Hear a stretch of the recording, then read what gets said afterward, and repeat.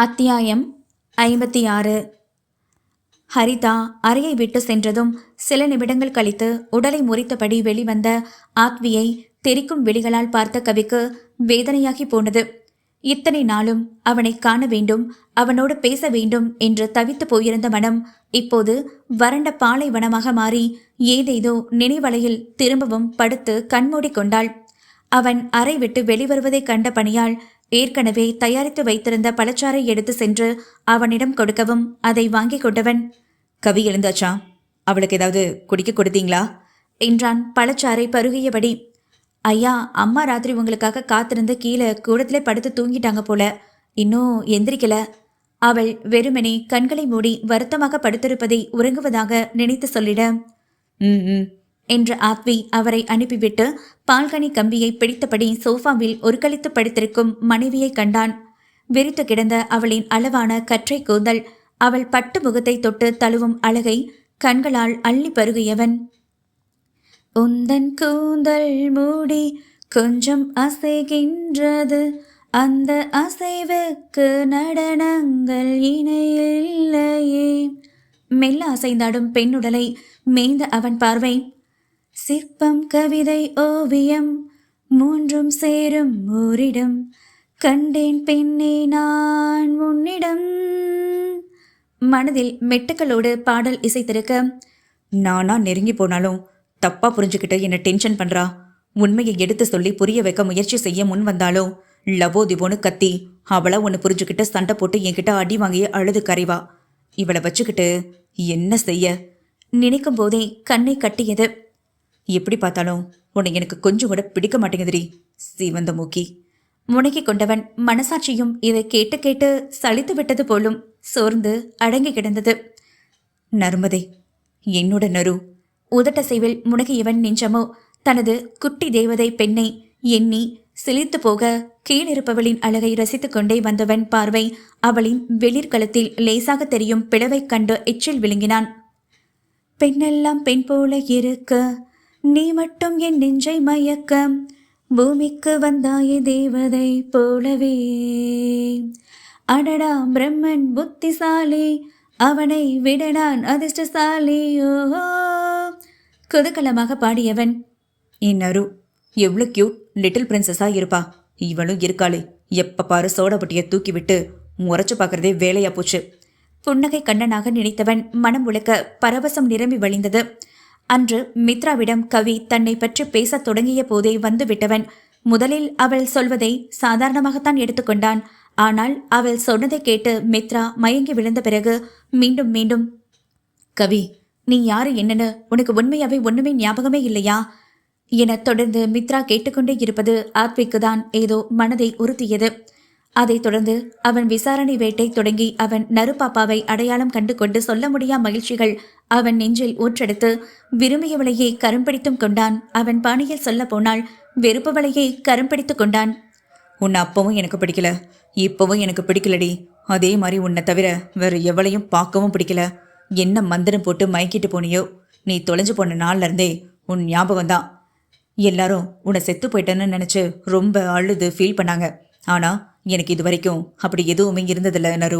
மனசுல ஏதோ ஒரு மூலையில சின்ன நம்பிக்கை, நீ திரும்ப வருவேன்னு. எனக்காக வந்துட்ட, ஆனா புரிஞ்சுக்காம ரொம்ப கஷ்டப்படுத்துறிய நரு.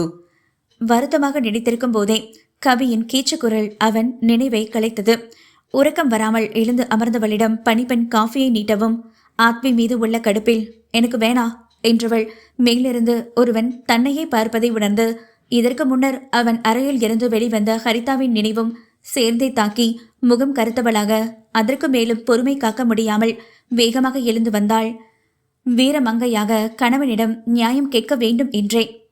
இப்ப என்ன ஏழரைய கூட்ட போறாளோ, இவ்வளோ அவசரமா வரா? புருவம் இடுங்க அவளை கண்டவனது பார்வை மட்டும் மோசமாக திருட்டு வேலை பார்த்து கொண்டிருந்தது. துள்ளி வரும் பெண்குட்டியின் குலுங்கும் அழகினை. மஞ்சள் நிற மலர் உடை நினைக்கத்தானடி கொஞ்சி கொஞ்சி பொழியது குளிர்ந்த மலை, மின்னுகின்ற அழகுடல் குளிக்கத்தானடி பின்னி பின்னி நடக்குது நதியின் அலை. அவனது இன்பமான மனநிலையை குலைக்கவே வந்தது அவளின் குரல். எதுக்கு அவ இங்கிருந்து உடம்பு முறிச்சுக்கிட்டு வெளியே போனா? வந்ததும் வராததுமாக சிவந்த மூக்கை சுருக்கி கத்தியவளை கண்டு தலைமுடியை புடுங்கிக் கொள்ளாத குறை. ஏய், லூசு, எதையும் தெளிவா பேச மாட்டியா? அவன் கேட்பது அவள் செவியை எட்டவில்லை. இயரிங் மெஷின் காதில் இல்லாததால். நான் தான் பார்த்தேனே, அவ உங்க ரூம்ல இருந்து வெளியே போறத. அவ கூட உள்ள என்ன பண்ணீங்க? சற்றும் அடங்காமல் அவள் எகிற. ஏய், புரிஞ்சுதான் பேசுறியாடி? நான் யார் கூட ரூம்ல என்ன பண்ண? அவனது தடித்த அதரங்களை மீசை தாடியை மறைத்துக்கொள்ள உதட்டு அசைவை வைத்துக்கூட அவன் என்ன பேசுகிறான் என்று அத்தனை எளிதில் கண்டுபிடிக்க முடியவில்லை. எனக்கு தெரியும், நீங்க அவ கூட என்னவோ பண்ணிட்டு இருந்தீங்க. அதான் அவ ஹா ஹா அப்படின்ட்டு இப்படியும் அப்படியும் உடம்ப முறிச்சுக்கிட்டு போனா. ஹரிதா செய்ததை அப்படியே அவள் செய்து காட்டிய விதத்தில் அத்தனை கோபத்திலும் லேசாக சிரிப்பு எட்டி பார்த்தது ஆத்விக்கு. திரும்ப திரும்ப பேசும் விதமே அவள் மனதில், அவள் காதில் கருவி இல்லாததை உணர்ந்து கொண்ட ஆத்வி ஓடி சென்று அவள் படுத்திருந்த இடத்தில் இருந்து அந்த கருவியை கொண்டு வந்து அவள் காதில் பொருத்தி விட்டவனாக, லூசு மாதிரி உளராத. உன்னைதான் என்கிட்ட பேசக்கூடாதுன்னு சொன்னேனே, இப்ப எதுக்குடி வந்து பேசுற? பதிலுக்கு எரிந்து விழுந்தவனுக்கு ஹரிதா தன் அறைக்கு வந்ததே தெரியாமல் போனது. ஜிம் ரூமில் உடற்பயிற்சி செய்து கொண்டு இருந்ததாள். ஆமா, நான் லூசு தான். அதான் நீங்க என்னை எவ்வளவு விரட்டி அடிச்சாலும் உங்க குழந்தை வேற ஒருத்தி வயித்துல இருக்குன்னு தெரிஞ்சும் பைத்திய மாதிரி திரும்ப திரும்ப உங்க பின்னாலே ஓடி வர வேண்டியதா இருக்கு. அவளை ரூம்ல வச்சு கொஞ்சி குழாவதான் என்ன தனியா தவிக்க விட்டீங்களா? கோபமாக பொங்கியவளின் கண்ணீரிலும் நீர் பொங்கி வழிய அவள் கூற வரும் பொருள் வைத்தே ஓரளவு என்ன நடந்திருக்கும் என்று யூகித்து கொண்ட ஆத்வி, அவ்வளோ சொல்லியும் உன் அறிவலைய தந்திரமா பார்த்துட்டு போயிருக்கல, உன்னை வந்து பார்த்துக்கிற. ஹரிதாவை நினைத்து பற்களை கடித்தவனாக, ஏய், முதல்ல அலறதை நிறுத்து. எப்போ பாரு அழுது அழுதே மனுஷனை சாகடிக்கிற. எப்பவும் சந்தேகம் சந்தேகம். ஏண்டி, கொஞ்சம் கூட உன் அறிவு வேலையே செய்யாதா? எதை பார்க்குறியோ அதை அப்படியே நம்பி தொலைச்சு என் உயிரை எடுக்கிற. திரும்ப திரும்ப சொல்கிறேன், எனக்கும் அவளுக்கும் எந்த ஒரு சம்மதமும் இல்லை. நீ நம்பினாலும் நம்பலைனாலும் இதுதான் உண்மை. திரும்ப அவளையும் என்னையும் சேர்த்து வச்சு லூசு மாதிரி பேசிட்டு வந்த, சும்மா சும்மா வாயால் சொல்லிட்டு இருக்க மாட்டேன். அடிச்சு கொண்டு போட்டு போயிட்டே இருப்பேன். ஆவேசமாக கர்ஜித்து அவன் அறைக்கு செல்ல திரும்பவும் வினையை எப்போதும் விலை கொடுத்தே வாங்க நினைப்பாள் போலும். ஆமா, நான் ஒரு அனாதை. நீங்க கொண்டு போட்டாலும் கேட்க நாள் இல்லைன்னு இப்படி பண்ணிட்டு இருக்கீங்க. என்னை அடிச்சு கொடுமைப்படுத்துறீங்க. மூக்கை உறிஞ்சியபடி தன் முதுகு பின்னால் அவள் கத்தவும் அடங்கி வைத்த கோவம் எல்லாம் எல்லையை கடந்தது. அனாதை என உதிர்த்த வார்த்தையில் திரும்பிய வேகத்தில் அவன் வலிய கரம் அவள் பஞ்ச கன்னத்தை பதம் பார்த்து இருக்க, ஆனவனின் முகமோ கொஞ்சமும் அடங்கா கோபத்தில் முக்குளித்து அதிர்ச்சியில் கலங்கி இருந்தவளின் பிடரி பற்றி வெடுக்கண்ண இழுத்திருந்தான். என்ன சொன்ன? நீ அனாத, யாரும் கேட்க ஆள் இல்லைன்னு உன்னை அடிச்சு கொடுமைப்படுத்துறேனா? அப்படி கேட்டபோதே தொண்டையில் ஏதோ சிக்கி தவிக்கும் உணர்வில் மாட்டி மீண்டவன், ஆமாடி, நீ சொன்னதுதான் உண்மை. அனாத நாயை அடிச்சு போட்டா எவன் வந்து கேட்பான்? இப்போது இகழ்ச்சியாக சொல்லவும் திருடனுக்கு தேள் கொட்டிய நிலை கவிக்கு. கோபத்தில் அவள் விட்ட வார்த்தை அவன் சொன்னதும் இதயத்தை குத்தி கிழித்தது. தாலியை கட்டின பொண்டாட்டியச்சனு ஆசையா உன்னை நெருங்க முடியுதாடி? இல்ல நீ தான் என்கிட்ட ஆசையா நடந்துகிட்டு இருக்கியா? எப்பவும் சண்டைக்காரியாட்டம் சண்டைக்கு தான் நிக்கிற. பொண்டாட்டிய லட்சணமா எனக்கு என்ன வேணும்னு கேட்டு செஞ்சிருக்கியா? பொண்டாட்டி சரியில்லாதவன் என்ன பண்ணுவா? தானா வர பொண்ணுங்களை வேண்டான்னு சொல்லுவானா? புருவம் ஏற்றி எல்லலாக அவன் மொழிந்த விதத்தில் கவியின் மனமோ அடிபட்டு போனது. தன்னவளின் பரிதாப முகம் பார்க்க முடியாமல் அவள் பிடரியில் இருந்து கரத்தை உருவியவன் அதற்கு மேலும் அவளை பேசி காயப்படுத்த எண்ணாமல் அங்கிருந்து சென்று விட்டான். கவியோ தளர்ந்த நடையோடு தன் அறைக்கு வந்து மெத்தையில் விழுந்தவளுக்கு அடக்க முடியாத அழுகையில் கரைந்து பின் நிதானமாக யோசித்து ஒரு முடிவை எடுத்தவளாக உறங்கி போனாள். கவியிடம் கோவித்து கொண்டு அலுவலகம் சென்று வந்தான். குளிக்க உண்ண உடை மாற்ற கூட வீடு பக்கம் வரவே இல்லை அவன். அனைத்தும் அலுவலக அறையிலேயே முடித்துக்கொண்டு கவியின் ஞாபகமே வரக்கூடாதென்று இரவும் பகலும் வேலை வேலை என்றே லேப்டாப்பில் மூழ்கி போனான். இங்கு ஒவ்வொரு நாளும் கணவனை எதிர்பார்த்து சோர்ந்து போன கவி டிரைவரிடம் சென்று ஆத்வி எங்கிருக்கிறான், என்ன செய்கிறான் என்ற அனைத்து தகவலையும் விசாரித்தவளாக அவன் இருக்கும் இடத்திற்கு கிளம்பி சென்றாள் கவி. இரவு 9 மணியான நிலையிலும் கண் எரிச்சலையும் மீறி கணினி திரையை பார்த்து லொட்டு லொட்டு என்று விரல்கள் ஓயாமல் தட்டிக்கொண்டே இருந்தவன் கதவு தட்டும் சத்தத்தில் பிஏவாகத்தான் இருக்கும் என நினைத்து எஸ் கமேன் என்றவன் குரல் அத்தனை சோர்விலும் அதிகாரமாக வெளிவந்தது. கிரிங் என கதவு திறக்கும் சத்தம் ஆத்வியின் செவியில் தீண்டியதை தவிர வந்தது யார் என நிமிர்ந்து பார்க்கவில்லை. தன் எதிரே நிழலாடுவதை வைத்து சலிப்பாக நிமிர்ந்தவன் கண்கள் ஆச்சரியத்தில் விரிந்து பின் கடுமையாகியது. நீ எதுக்கு இங்க வந்த? தன் எதிரே நிற்கும் கவியை முறைத்து தள்ளினாலும் எத்தனை கோபம் இருந்தாலும் அவளின் சிறு வாடிய முகம் கண்டதும் எப்படி எங்குதான் அந்த கோபம் எல்லாம் மாயமாக மறைந்து விடுகிறதோ. ஏமாமா, என்னை பார்க்க பிடிக்காம தான் வீட்டுக்கு வராம இங்க வந்து உட்கார்ந்துருக்கீங்களா? குரல் கம்மி பாவமாக நின்றவளின் முகத்தை பார்த்த ஆத்மி உடனே கண்டு கொண்டான் அவளின் கருவளையம் விழுந்த உறங்கா முகத்தை. அதான் தெரியுதுல, ஏன் இங்கேயும் வந்து உயிரை எடுக்கிற என்றான் மீண்டும் வேலையில் மூழ்கியபடி. அப்போ நான் உங்களுக்கு தொந்தரவா இருக்கேனா என்ற போதே அழுகை வந்து விட்டது. பின்ன இல்லையா? அங்க வந்தாதான் சண்டை போடுறேன்னு இங்கே வந்து உட்கார்ந்துருக்கேன். இங்கேயே வந்து தொடங்கினா நான் வேற எங்கடி போறது என்றவனுக்கு அன்று அவள் பேசிய வார்த்தைகளை கொஞ்சமும் ஏற்றுக்கொள்ள முடியவில்லை. தொண்டை கேவ கண்ணீரை உள்ளிழுத்து கண்களை துடைத்து கொண்ட கவி, சரி, உங்களை ஏதாவது தப்பா பேசியிருந்தா என்னை மன்னிச்சிடுங்க. இனிமே உங்களுக்கு தொந்தரவா இருக்க விரும்பல. நீங்க நிம்மதியா இருங்க மாமா. நான் எங்கேயாவது போறேன். என்னால நீங்க உங்க வீட்டுக்கு போகாம இருக்க வேண்டாம்.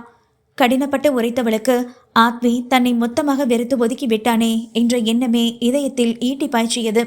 அவள் அப்படி சொன்னதும் பெருமூச்சு விட்டு கணினியை அணைத்து தலைக்கோதி கொண்ட ஆத்வி, திரும்ப திரும்ப டென்ஷன் பண்றடி. இப்போ உனக்கு என்னதான் பிரச்சனை? கடுப்பாக கேட்டவனுக்கு கவியை மனதளவிலும் சரி உடல் அளவிலும் சரி கட்டாயமாக காயப்படுத்த மனம் வரவில்லை. இருந்தும் அவள் கேட்கும் கேள்விகளை பொறுத்து கொண்டு போகவும் முடியவில்லை. அழகு பதுமையை அருகில் வைத்துக்கொண்டு வேடிக்கை பார்க்கும் எண்ணமும் சிறிதும் இல்லை. எங்கே அவள் அருகிலே இருந்தால் தன்னை கட்டுப்படுத்த முடியாமல் ஏதாவது செய்து விடுவோமோ என்ற எண்ணத்தில் கடினப்பட்டு அவளிடமிருந்து விலகி இருக்கிறான். கவியை தன்னவளாக்கிக் கொள்ள வேண்டும் என்றே அவளிடம் பல வம்புகள் செய்து உரிமை போராட்டம் பற்றியெல்லாம் ஏதேதோ பேசி நினைத்ததை சாதித்து கொண்டவனுக்கு வாழ்க்கையே சாபமாகி போனால் என்ன செய்வது? பாத்தீங்களா, திரும்பவும் கோபமா பேசுறீங்க. அப்போ உங்களுக்கு என்ன பிடிக்கலன்னு தானே அர்த்தம்? வெம்பலாக கேட்கவும், நான் என்னைக்கு உன்னை பிடிச்சிருக்கேன்னு சொல்லியிருக்கேன் என்றான் புருவம் உயர்த்தி. அந்த ஒரு வார்த்தையிலேயே வேதனை கண்டது அவள் மனம். ஆம், அவன் என்றைக்கும் வாய் திறந்து தன்னை பிடித்திருக்கிறது என்று சொல்லியிருக்கிறான் என நினைக்கும் போதே கசந்த புன்னகை இதழில் தோன்ற, நான் தான் தகுதிக்கு மீறி அதிக ஆசையை வளர்த்துக்கிட்டேனா? உள்ளே குமரியவளின் கண்ணீர் நிற்காமல் வெளிவரத் தொடங்கியது. வேறு எதுவும் பேசாமல் வேகமாக அவ்விடம் விட்டு நகரப் போனவளின் கரத்தை எக்கி இழுத்து மேஜையை சுற்ற வைத்து மடியில் அமர்த்தி கொண்ட ஆத்வி, சும்மா சும்மா இந்த கண்ணீர் உன் கண்ணில் இருந்து வந்துச்சுன்னு வையே, எனக்கு இன்னும் கோவம் அதிகமாக வந்துடுடி என்றவனின் உதடுகள் அவள் பெண்ணங்கலத்தை உரசியது. அதில் கூச்சத்திற்கு பதில் சங்கடமாக அதிர்ந்து நெளிந்த கவி, பிடிக்காதல ஏன் மடியில இழுத்து உட்கார வச்சிருக்கீங்க? அந்த ஜில் ஜில் ராணியை இழுத்துட்டு வந்து உட்கார வைக்க வச்சுக்க வேண்டியது தானே என்றவளுக்கு வாயில் சனி பகவான் அமர்ந்து ஆட்டி வைக்கிறான் போல. பின்னங்கலத்தில் ஊறும் உதடுகள் ஒரு நொடி நின்று மீண்டும் கழுத்தை சுற்றி ஈர உதட்டை மேய விட்டவன், திரும்ப திரும்ப அதையே பேசாதடி, டென்ஷன் ஆகுது. என் முன்னாடி யார் இருக்காங்களோ அவங்கள தான் இழுத்து உட்கார வச்சுக்க முடியும். கோபமாக சொல்ல வேண்டியதை கிரக்கமாக சொல்லியவன் கைவிரல்கள் பாவையின் இடையில் உள்ள மேற் சட்டையினுள் புகுந்து அங்கே அழுத்தமாக தஞ்சம் புகுந்து கொண்டதும் இப்போது பெண்மேனி ஆட்டம் காண தொடங்கியது. அப்போ அவளை நினைச்சுக்கிட்டு தான் என்ன மடியில உட்கார வச்சிருக்கீங்களா? மீண்டும் மூக்கை உறிஞ்ச, ஐயோ ராமா என நொந்து போய் தலையில் அடித்துக்கொண்டு அவளை விலக்கி விட்டு எழுந்தான் ஆத்வி. அத்தியாயம் 57. தலைகுனிந்து நின்றிருந்த மனைவியை அழுத்தமாக கண்ட ஆத்வி, நீ எல்லாம் பொண்ணே இல்லடி. உன்னை பார்த்தாலே டென்ஷன் ஆகுது. நீ பேசுறத காது கொடுத்து கேட்க முடியல. ஏண்டா அவசரப்பட்டு உன் கழுத்துல தாலி கட்டினோம்னு இருக்கு. லூசு மாதிரி வளரிட்டு இருக்காம கிளம்பி வீட்டுக்கு போ. நாளைக்கு உன்னை கூட்டிட்டு போய் எங்க அம்மா வீட்டை விட்டுட்டு வரேன். மார்னிங் ரெடி ஆகிரு. இப்ப போ. அடக்கப்பட்ட கோபத்துடன் மொழிந்தவன் செக்யூரிட்டிக்கு அழைத்து சூடாக காஃபி கொண்டு வர சொல்லிவிட்டு ஒரு சிகரெட்டை எடுத்து பற்ற வைத்து ஆழமாக இழுத்த ஆத்வி இருக்கையில் அமர்ந்து மீண்டும் வேலையை தொடங்கிவிட்டான். இடத்தை விட்டு அசையாமல் நின்ற கவிக்கு கோபமும் அழுகையும் போட்டி போட்டு கொண்டு வந்தது. ஏன்னா அங்கே அனுப்பிட்டு அவளோட சந்தோஷமா வாழ தானே பிளான் போடுறீங்க, எனக்கு தெரியும். அவள் அழுகையோடு சொல்ல மண்டை வெடிக்காத குறை அவனுக்கு. என்கிட்ட குறை இருக்கு. உன்னை பிடிக்கலன்னு நீங்களே என்கிட்ட நிறைய முறை சொல்லியிருக்கீங்க. அப்போ எனக்கு சரியா புரியல. நானும் அதை பெருசா எடுத்துக்கல. ஆனா நீங்க ஒவ்வொரு முறையும் என்னை ஒதுக்கி வச்சு ஒதுங்கி போகும்போது கொஞ்சம் கொஞ்சமா புரிய தொடங்கிடுச்சு. நான் போறேன். இதுக்கு மேலேயும் உங்க சந்தோஷத்துக்கு குறுக்க நிக்க நான் விரும்பல இம்முறை சினத்தில் சிவந்து கோபமாக திரும்பிய கவி ஆடவனின் இறுகிய அணைப்பிற்குள் வெண்ணையாக புகுந்தாள். நானா உன்னை ஒதுங்கி வைக்கிறேனா? இல்ல நீயா ஒதுங்கி போறியாடி? அவளை கூர்பார்வையால் கொத்தி ஆவேசமாக மொழிந்த நொடி அவளது செப்பு இதழ்களை கணவனிடம் பறிகொடுத்து இருந்தாள் பாவை.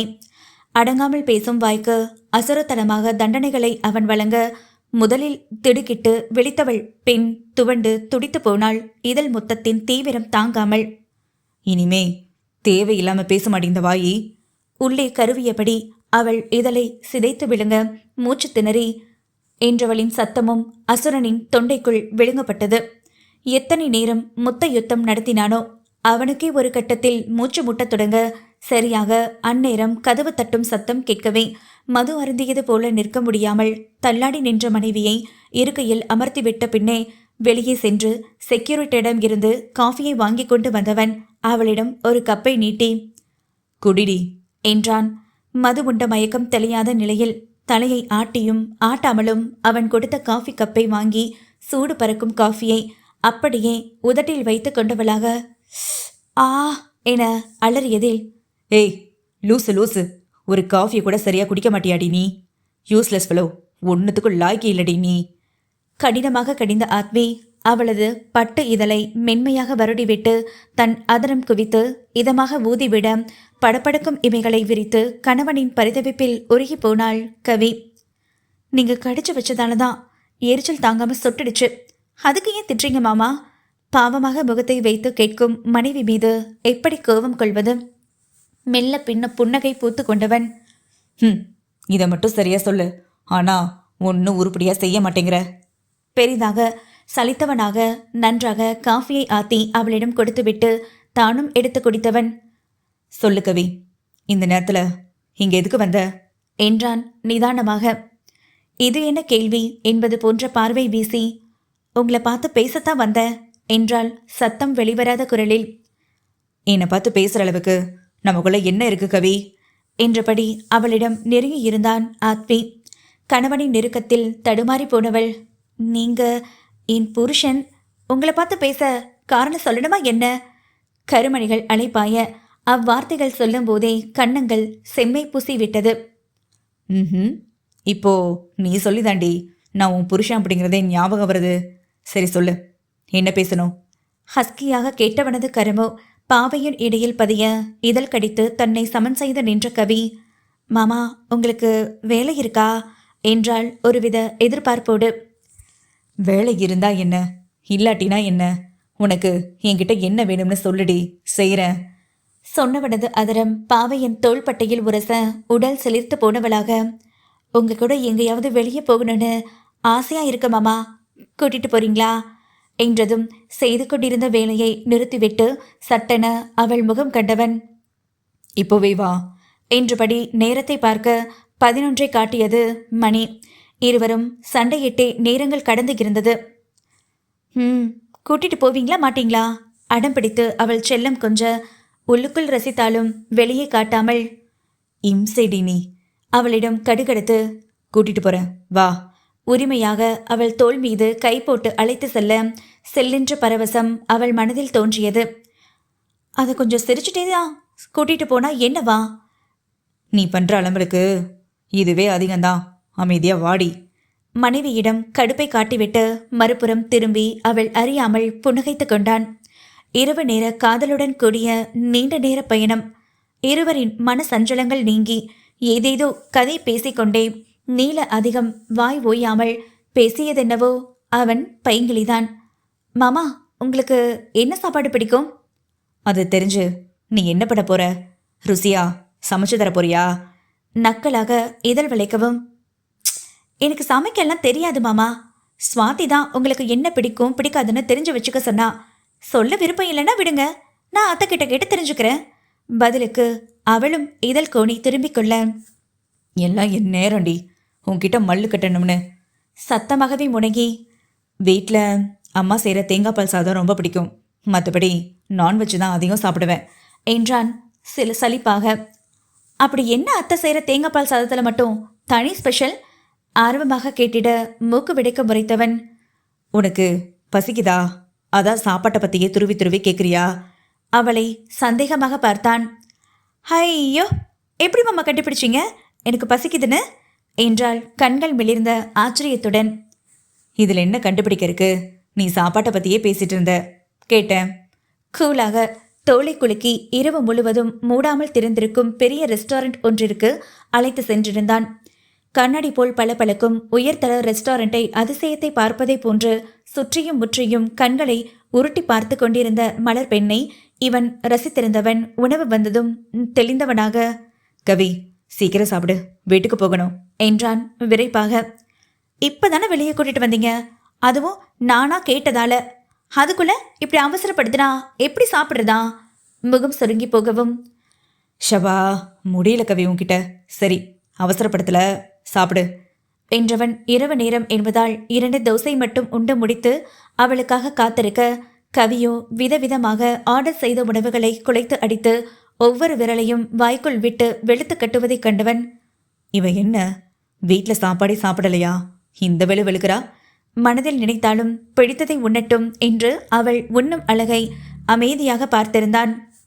வெகுநேரம் ஆனது அவள் உண்டு முடிக்க.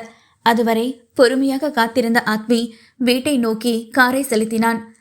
வீடு வரும் வரை கடைசியாக வாங்கிய டைரி மில்க் சில்கை கரைய வைத்து உண்டு வந்த கவி ஒவ்வொரு முறையும் கரைந்த போன சாக்லேட்டை விரலில் எடுத்து கண்மூடி வாயில் வைத்து சுவைக்கையில் வாயெங்கும் இழுப்பியது. உதட்டை மீறி வழியும் டார்க் சாக்லேட் அவள் உதட்டில் பட்டு காஃபி நிற சாயம் பூசியது போல பளபளத்து மின்னும் பாவையின் இதழை கண்டவனது மனமோ வெவ்வேறு சிந்தனையில் மூழ்கி தாபத்தோடு எச்சிலை கூட்டி விளங்கியவனுக்கு உடல் சோடு அதிகரித்து போனது. மாமா, அப்புறம் உங்களுக்கு வேற என்னெல்லாம் பிடிக்கும்? பெண் வெண்ணெய் உண்ட ராதையாக கண்கள் சிமிட்டி அவள் கேட்ட அழகில் சட்டென சடன் பிரேக் போட்டு காரை நிறுத்தியதில், என்னாச்சு மாமா, ஏன் காரை நிறுத்திட்டீங்க? புரியாமல் வெடித்தவளை போதை ஏறிய விழிகளால் ஒரு மார்க்கமாக பார்த்த விதம் பாவையின் மனதில் 1000 பட்டாம்பூச்சிகள் ஒன்று கூடி படபடத்து கொள்ளும் படபடப்பான உணர்வை உண்டாக்கியது. மாமா, ஏன் அப்படி பார்க்குறீங்க? திணறிய கவிக்கு கணவனின் பார்வையில் அச்சம் பிடித்து கொண்டது.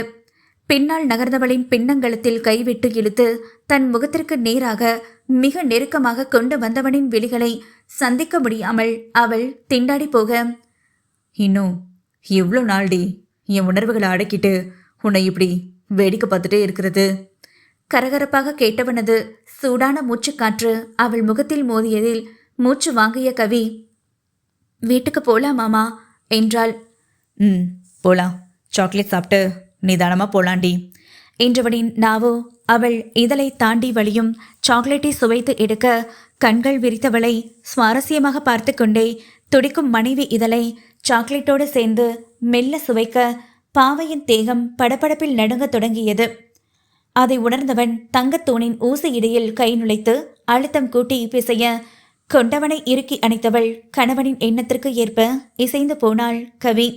இருவரும் ஆலிங்கனம் சேர்ந்து தீவிர முத்தத்தில் மெய்மறந்து இருந்த சமயம் ஆத்மியின் அலைபேசி சினுங்கவும் முதலில் கவனித்துவிட்ட கவி அவனை தள்ளிவிட்டு பார்வையால் செய்கை செய்தவளாக அவன் முகம் காண முடியாமல் வெக்கத்தில் தலைகுனிந்து கொள்ள, அவளே இப்பதான் நெருங்கி வரா, இந்த நேரத்தில் எந்த கரடி ஃபோன் பண்ணுது?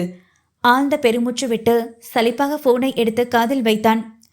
டே மச்சி, நாளைக்கு மிஸ்டர் மல்கோத்ரா கூட மீட்டிங் அட்டென்ட் பண்ணணும்னு சொன்னியே, சரியா எத்தனை மணிக்கு மீட்டிங்கு? அப்போ நீ சொன்னதை நான் சரியா கவனிக்கல.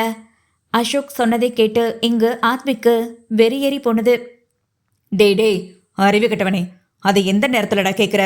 முதல்ல சொல்லும்போது கவனிக்க மாட்டியாடா? மாங்கா, உன் மண்டையில மூளைக்கு பதிலாக ஓட்ட முட்டையா இருக்கு? தடிமாடு, உனக்கெல்லாம் கடைசி வரைக்கும் கல்யாணமே ஆகாதுடா. அப்படியே ஆனாலும் கிழவன் ஆனாலும் ஃபர்ஸ்ட் நைட் மட்டுமே நடக்கவே நடக்காதுடா. வெங்காயம், போன வைடா. மூச்சு விடாமல் கோவத்தில் வெடித்துவிட்டு போனை வைக்க அந்த பக்கம் இருந்தவனுக்கோ வேப்பலை பாடம் அடித்த நிலை. அவனையே மிரண்டு போய் பார்த்திருந்த கவியை கண்டவன், நீ என்னடி அப்படி பார்க்குற?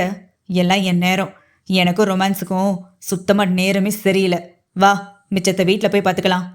கடுகடுப்பாக உரைத்தவன் முகமோ விளக்கெண்ணையை குடித்ததை போலிருந்தவதைக் கண்டு கவி சிரிக்கவும் முறைத்தபடியே வீடு வரை காரை செலுத்தி வந்தான். ஆத்மியை பார்ப்பதற்காக கவி வீட்டை விட்டு செல்வதை பார்த்த ஹரிதா, இவள் எங்கே செல்கிறாள்? இத்தனை அவசரமாக என்ற யோசனையில் மண்டை காய்ந்து வெகு நேரமாக அவளுக்காக காத்திருந்து கண்கள் பூத்து உறக்கம் வந்ததுதான் மிச்சமாகி போனது. நேரம் ஒன்றை கடக்க அதற்கு மேலும் முடியாமல் அவள் அறைக்கு சென்று படுத்து உறங்கிய சில நிமிடங்கள் கழிந்த பின்னே கணவன் மனைவி இருவரும் வீடு வந்து சேர்ந்தனர். மாமா, இன்னும் என் மேல கோவமா இருக்கீங்க? அந்த அண்ணா தெரியாம தானே ஃபோன் பண்ணாங்க. கணவனின் கைப்பிடித்து நடந்தபடி ரீங்கார தேனியாக அவன் காதை மொய்க்க, சும்மா வாடி, நானே கடுப்புல இருக்கேன், நீ வேற மேலே ஏத்தி விடாத. கடுப்பு மாறாமல் அவள் கைப்பிடித்து அறைக்கு அழைத்து செல்ல அமைதியாக அவனோடு சென்றவளுக்கு உறக்கம் கண்ணை சுழட்டியது. வயிறு முட்டை சாப்பிட்டது, நல்லா தூக்கம் வருது மாமா, நான் தூங்குறேன், நீங்களும் படுங்க. கணவனின் நிலைமை புரியாது மல்லாக்கப்படுத்து கவி உறங்கியதைக் கண்டு எரிச்சலாக வந்தாலும் ஒரே நாளில் எல்லாம் நடந்துவிட்டால் என்ன சுவாரஸ்யம் இருக்கப் போகிறது? மெல்ல மெல்ல அதுவாக நடக்கட்டும் என பெருந்தன்மையாக உறங்க நினைத்தாலும் ஆடவனின் ஆண்மை துள்ளி குதிப்பதை அடக்க முடியவில்லையே. மேற்சட்டையை கழட்டி போட்டு கீழே ஷார்ட்ஸ் மட்டும் அணிந்தபடி அவள் அருகே படுத்தவனுக்கு எங்கே உறக்கம் வந்தது? அசந்து உறங்கும் மனைவியின் அழகை கண்கொட்டாமல் ரசித்த ஆத்வி அவள் செவியில் இருந்த கருவியையும் கண்ணில் இருந்த கண்ணாடியையும் கழட்டி ஓரம் வைத்தவனாக பாவையின் பௌர்ணமி முகத்தைக் கண்டு நெற்றி தொடங்கி கழுத்து வளைவு வரை முத்தமிட்டு எச்சில் செய்யவும் அந்த குறுகுறுப்பில் அவள் சினுங்கியபடி கணவனின் மார்போடு ஒண்ட வருவதை உணர்ந்து தானாகவே இழுத்து தனது திண்ணிய மார்பில் அவள் முகத்தை புதைத்து கொண்டவன் மனமோ பெரும் நிம்மதி அடைந்தது. மெல்ல மெல்ல சிங்கதிரோன் பூமியை எட்டி பார்த்து அதன் வெளிச்சத்தை பரப்பிவிட்ட நேரம். கணவன் மனைவி இருவரும் தங்களை மறந்து ஒருவரை ஒருவர் ஆற தழுவியபடி ஆழ்ந்த உறக்கத்தில் இருக்க முதலில் விழித்த கவி தன்னருகே மங்களாக தெரியும் உருவத்தை கண்கள் கசக்கி பார்த்தாள். அப்போதும் மங்கியே தெரியவும் தட்டு தடுமாறி கண்ணாடியை கண்டுபிடித்து எடுத்து வேகமாக கண்ணில் மாட்டிக்கொண்டு தலை உயர்த்தி பார்த்தவளுக்கு வெக்கம் பிடுங்கியது. அச்சோ, இவர் என்ன இப்படி படுத்திருக்காரு? அவஸ்தையாக கீழ் உதட்டை கடித்து கொண்ட கவி நெஞ்சென்னும் பஞ்சனையில் வாகாக முகம் புதைத்து உறங்கும் கணவனை காண காண உடல் சிலிர்த்து போனது. முட்களின் நுனிக்காம்பு அவள் அணிந்திருக்கும் சட்டையையும் தாண்டி ஆணவன் முகத்தை உரசி கொண்டிருப்பதில் பெண்ணுடல் விரைத்து போக தட்டை வயிற்றில் ஜெல்லென்ற காற்று தழுவும் உணர்வில் கரம் கொண்டு அங்கே ஸ்பரிசித்து பார்த்த நொடி, கேடி மாமா, செல்லமாக உதடுகள் முணுமுடுத்து கொண்டது. வயிற்று பகுதியில் ஆடை மூடாமல் அதற்கு பதில் ஆடவனின் கரம் மலை பாம்பாக சுற்றி இருப்பதில் உடலை அசைக்க முடியாமல் நெளிந்தவளின் நெஞ்சில் உறக்கத்தில் முகத்தை புரட்டி எடுத்த ஆத்வி இரவு திருட்டுத்தனமாக பார்த்த கேடி வேளையின் பழக்கம் உறக்கத்திலும் தொடர்ந்தது போலும். பெண்ணவளின் கொங்குகளை பஞ்சாக பிசைந்து முட்களை இரு விரல்களால் கொண்டு நசுக்கியவன் பற்களால் கடித்து இழுத்தபடி ஒன்றும் அறியாத குழந்தையாக இல்லாத வேலையினை செய்துவிட்டு உறங்கி போனான். மூச்சு விடவும் மறந்தவளாக நெஞ்சுக்குழி ஏற இறங்க கண்கள் சொக்கி அரைக்கண் மயக்கத்தில் விட்டத்தை பார்த்து கிடந்த கவி சற்று நேரத்தில் அவன் செய்த லீலையில் அடிவயிறு இன்பத்தில் இறுகி மலர்பாகம் இரண்டும் உணர்ச்சி குவியலில் படமெடுத்து நின்றுவிட்டது. நன்றாக உறங்கிக் கொண்டுதான் இருக்கிறான். திடீரென அசைந்து படுக்கையில் பாவையின் தங்க தேகத்தில் பல அந்தரங்க கேடி வேலையை பார்த்து விடுகிறான் திருட்டுக்கல்லன். கொங்கைகள் இரண்டும் மன்னவன் கையில் சிக்கொண்டு படாத பாடுபட்டு போக சுகமான வேதனையில் துவண்டு துடித்த பாவையின் பூக்கரம் தானாக உயர்ந்து மன்னவனின் தலை கோதி அவன் செய்யும் குறும்புகளை அடக்கும் விதமாக தன் நெஞ்சோடு அழுத்தி கொண்டது. இத்தனை நாளும் உறங்காமல் விட்ட அசதியில் மனைவியின் சுகமான தீண்டலில் அவளை இன்னும் இறுக அணைத்தபடி நன்றாக உறங்கி போக தன்னவனின் அணைப்பில் இருந்து மீள முடியாத முயல்குட்டியும் அவனது முகம் ரசித்தபடியே படுத்திருந்தாள். மதியம் வந்து விட்டது. கவிக்கு அவசரமாக சூச்சு காலிங் செய்ய என்னைக்கும் இல்லாம இன்னைக்கு என்ன இவர் இப்படி தூங்குறாரு? இதுக்கு மேல தாங்க முடியாதே. அவஸ்தையில் நெளிந்து தன் மீது வாகாக படுத்திருக்கும் ஆத்வியை மெத்தையில் படுக்க வைக்க முயன்றது எல்லாம் படுதோல்வியில் முடிந்தது. ஐயோ ராமா, இது என்ன சோதனை? அவசரம் தாங்காமல் வாய்வெட்டி புலம்பியவளை மேலும் சோதனைக்குள்ளாகும் விதமாக கவி வயிற்றில் அவன் காலை பொத்தன போட நேரம் ஏதோ ஒரு உந்துதலில் சரியாக உணர்ந்து கொண்டவளின் நெஞ்சம் தூக்கி வாரி போட சட்டென அவனை புரட்டி தள்ளிவிட்டு குளியல் அறைக்குள் புகுந்து கொண்டாள். அவள் தள்ளிவிட்ட வேகத்தில் உறக்கம் கலைந்து எழுந்தவனுக்கு உடல் முழுக்க ஜிவ்வென்று ஏதோ ஏறி புதுவித உற்சாகம் கிடைத்த உணர்வானது. குளியல் அறையில் இருந்து நீர்கொட்டும் சத்தத்தில் லேசாக புன்னகைத்து கொண்டவனின் கைவிரல்களுக்கு மோட்சம் கிடைத்த உணர்வு. பாவையின் பூமேனி மேய்ந்த கரத்தில் முத்தமிட்டு முட்கள் குத்திய விரலை கண்மூடி சப்பு கொட்டி உறிஞ்சு கொண்டவனது கற்பனையில் நிஜத்தில் பாவையின் முட்களை சுவைக்கும் இதத்தை தந்தது. அன்றைய நாள் முழுக்க கொஞ்சலும் மிஞ்சலுமாக கணவன் மனைவி இருவரும் ஒன்றாக உணவருந்தி ஊட்டிவிட்டு கொஞ்சி மனைவியை சீண்டி சிவக்க வைக்க ஆத்வி தோன்றும் போதெல்லாம் அவள் இதழில் அமுதம் பருகி குட்டி பசியை போக்கிக் கொண்டு படாத பாடு படுத்தி எடுத்து விட்டான் அவனது கண்மணியை. கவியும் அவன் படுத்தும் பாட்டை விரும்பிய ஏற்று கணவனுக்கு வாகாக இசைந்து போனவள் பொழுது சாயும் வேளையிலே இருவருமாக கடற்கரைக்கு செல்ல முடிவெடுத்து இருந்தனர். அதற்காக பல போராட்டங்களுக்கு பிறகு இருவரும் குளித்து முடித்து தயாராகி கொண்டிருக்க, மாமா இந்த 2 ட்ரெஸ்ல எந்த ட்ரெஸ் போட்டுக்க? மஞ்சள் வண்ண சுடிதார் செட்டும் கரும் பச்சை நிற சுடிதார் செட்டும் எடுத்து வந்து குழப்பமாக கேட்டாள் கணவனிடம். அவள் எடுத்து வந்த உடையை பார்க்காமல் பாவையின் மேனியை கிறக்கமாக கண்ட ஆத்வி, ட்ரெஸ்ஸே போடாட்டியும் நீ செம்மையா இருப்படி. வேணும்னா அந்த நைட்டியை கழட்டிட்டு ட்ரை பண்ணி பாரு. குறும்பாக கண்ணடித்தவனை முறைக்க முடியாமல் கூச்சத்தில் திணறி நெளிந்தவள், சி உங்க என்ன எங்க போகுது பாரு, இதுல ஒன்று சொல்லுங்க மாமா. கண்ணம் சிவந்து சிரிங்கினாள். எனக்கு இந்த ட்ரெஸ் எதுவும் பிடிக்கலடி. எப்போ பாரு சாக்கு பைய மாட்டிட்டு சுத்திட்டு இருக்க, ஒன்றுமே தெரிய மாட்டேங்குது. முக்கியமா இந்த இடுப்பு. சட்டென அவள் இடையினை இழுத்து தன்னோடு ஒட்டி நிற்க வைத்தவனாக, அப்புறம் இதோ இங்க இந்த கேக் துண்டு. அவள் எதிர்பாரா நொடி கண்ணியவளின் மலை முகடுகளை கசக்கி எடுத்த வேகத்தில் திகைத்து போனாள் கவி. அச்சோ மாமா, என்ன பண்றீங்க? விடுங்க, என்னால முடியல. தவிப்போடு அவள் ஓட பார்க்க, இதுக்கே முடியலனா எப்படி? ஒரு கிளாமரா ஏதாவது ட்ரெஸ் போட்டு வந்து தான் நில்லேண்டி, கண்ணுக்கு குளிர்ச்சியா இருக்கும். கிறக்கத்தில் அவளை இறுக்கமாக அணைத்து இதழில் எச்சு வைக்க மழலையாக விழித்து எச்சில் விழுங்கினாள். நான் அப்படிலாம் ட்ரெஸ் போட மாட்டேன் மாமா, எனக்கு பழக்கம் இல்லை, சுடி மட்டும்தானே வியர் பண்ணுவேன். சங்கடமாக உரைக்க அவள் உணர்வுகளை புரிந்து கொண்ட ஆத்வி, சும்மா சொன்னேன்டி, உன் உடம்புல உள்ள கிளாமர் எல்லாம் நானா பார்த்து தெரிஞ்சுக்கிறேன். நீ இந்த சாக்கு பையை தூக்கி போட்டுட்டு புடவையை கட்டிட்டு வா, அப்பதான் உன்னை வெளியே கூட்டிட்டு போவேன் என்றவனை பாவமாக கண்டவள், எனக்கு தான் புடவையும் கட்ட தெரியாதே மாமா, என்ன பண்றது? முகம் தொங்கி கேட்டவளை கண்டு நொந்து போனான் ஆத்வி. இது என்ன படமாடி? யூடியூப் பார்த்து 5 நிமிஷத்தில் கற்றுக்கிட்டு கட்டுறதுக்கு எனக்கும் புடவை கட்ட தெரியாது. ஆனால் உன்னை புடவையில் பார்க்கணுன்னு ஆசையாக இருக்கே, இப்போ என்ன பண்ணலாம்? குழப்பமாக சொல்லும் போதே சட்டென யோசனை வந்தவனாக, சரி கவி, ஒரு நல்ல புடவையை எடுத்து வச்சு வெயிட் பண்ணு, நான் கீழே போய் வள்ளியக்காவை அனுப்பி விடுறேன் என்ற ஆத்வி அவள் பதிலை கூட எதிர்பார்க்காமல் ஒரே ஓட்டமாக துள்ளி குதித்து ஓடியிருந்தான். அத்தியாயம் 58. ஸ்வாதி, இப்போ உடம்பு எப்படி இருக்குமா? சுடு கஞ்சியோடு உள்ளே வந்த மித்ராவை சிறு புன்னகையோடு கண்டவள், இப்போ பரவாயில்ல ஆண்டி, விழுந்த வேகத்துக்கு தலைதான் லேசா வலிக்குது எனும் போதே அவசரமாக உள்ளே ஓடி வந்த யாதவ், ஏய் ஸ்வாதி, ஆர் யூ ஓகே? பதட்டமாக கேட்டவனுக்கு பெரிதாக மூச்சு வாங்கியது. அவனை கவலையாக பார்த்த ஸ்வாதி தலைகுனிந்து கொள்ள சட்டையெல்லாம் வியர்வையில் நனைந்து முகத்தில் அப்பட்டமான பயத்தின் பிரதிபலிப்போடு இருந்த மகனை கண்டதும் முந்தானையால் அவன் முகம் துடைத்துவிட்ட மித்ரா, ஏன் இவ்வளோ பதட்டம் கண்ணா? அவளுக்கு இப்போ ஒன்றும் இல்லை, பாத்ரூம்ல சோப்பு நிறை இருந்ததை கவனிக்காம கீழே விழுந்து மயக்கம் போட்டுட்டா. சத்தம் கேட்டு ஓடி வந்து பார்த்து டாக்டருக்கு ஃபோன் பண்ணேன். அவர் வந்து பார்த்துட்டு விழுந்த அதிர்ச்சியில வந்த லேசான மயக்கம் தானே மருந்து கொடுத்துட்டு போனதுக்கு பிறகு இப்பதான் எழுந்து உட்காந்தா. நீ ஒன்றும் பயப்படாத.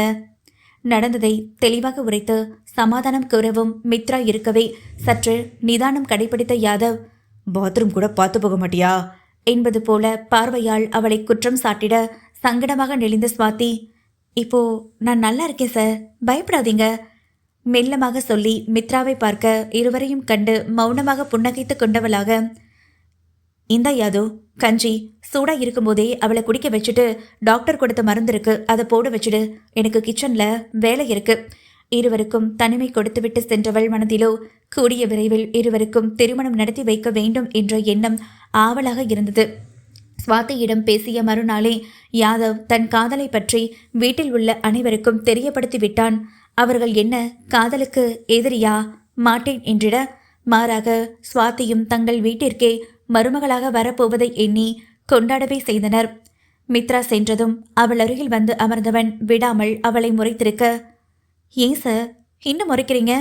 தெரியாம தானே விழுந்தேன். பாவமாக விழித்தவளை மேலும் முறைத்தவனாக, இப்பதானே உடம்பு கொஞ்சம் சரியாயிட்டு வருது, அதுக்குள்ள ஏண்டி உனக்கு? இந்த தேவையில்லாத வேலை? கீழே என்ன இருக்குன்னு பார்த்து போக மாட்டியா? கண்ணை எங்க தலைக்கு மேலேயா வச்சுட்டு போன? அம்மா ஃபோன் போட்டு சொன்னதும் அடிச்சு பிடிச்சு ஓடி வர. உனக்கு என்ன சொல்ற பதட்டத்துல?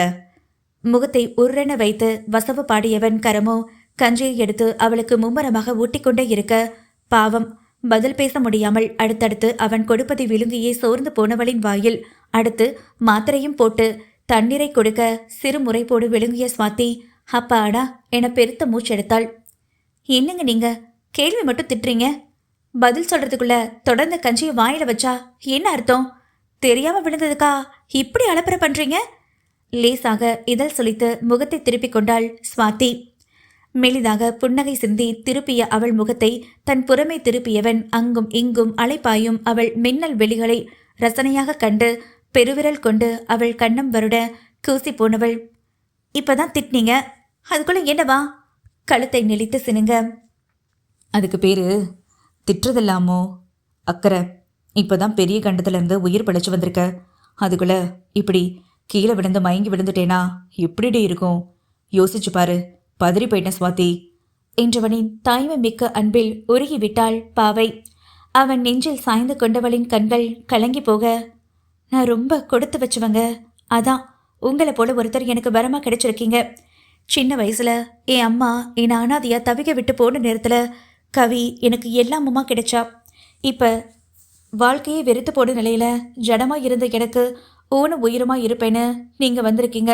என் மனசு படும் சந்தோஷத்தை எப்படி வார்த்தையால வெளிப்படுத்துறதுன்னு தெரியலங்க. விசுமலும் கண்ணீருமாய் உரைத்தவளின் சூடான கண்ணீர் துளிகள் ஆனவனின் நெஞ்சில் நனைத்து இதமாக சுட்டது. அவள் உச்சந்தலையில் முத்தமிட்டபடியே அவளை இறுக்கி அணைத்த யாதவ் ஒற்றை முத்தத்தால் தன் மொத்த காதலையும் அவளுக்கு உணர்த்தியவனாக, உனக்கு தக்க நேரத்துல இதையும் கொடுத்து உன் உயிரை காப்பாத்தினது யாருன்னு தெரியுமா சுவாதி?